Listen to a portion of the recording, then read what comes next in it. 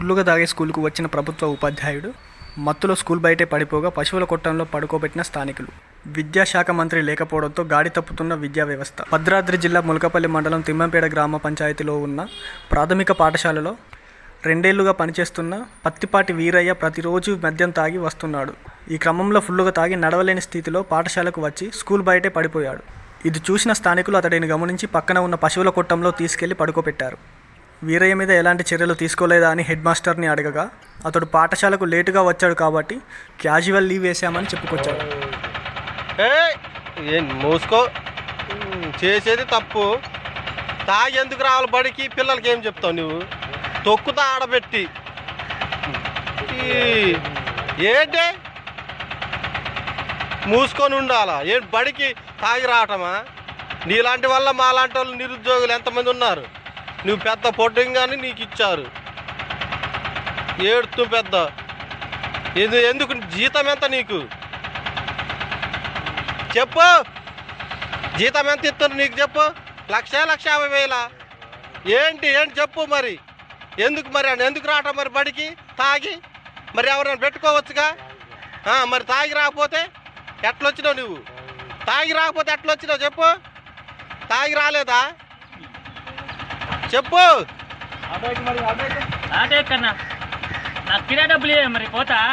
కిరాయి డబ్బులా నువ్వు?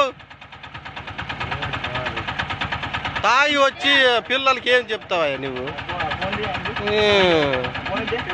ఆ ఫోన్ ఎవరికి చేస్తాడు? ఎవరికి చెయ్యడు.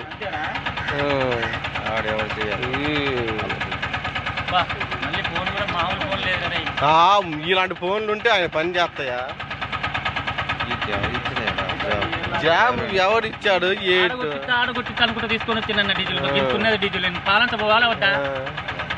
ఇవ్వు డబ్బులు. ఎందుకు? ఎవరికి ఫోన్ చేస్తాడు? చెయ్యి.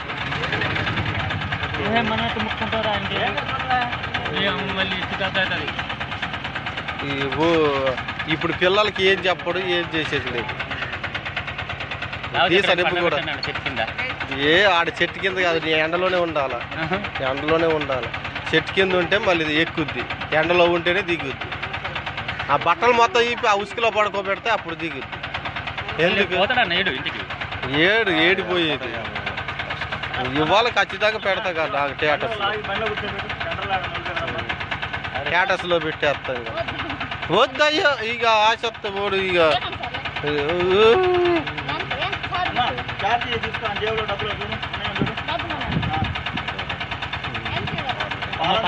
తీసుకొచ్చినమ్మా నల్లపై ఈ పాలసరి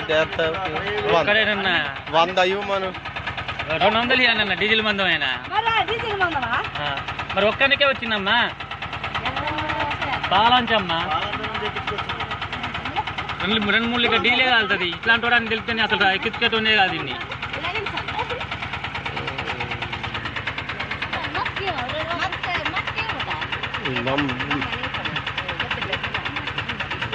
చిల్లర లేవు నా దగ్గర.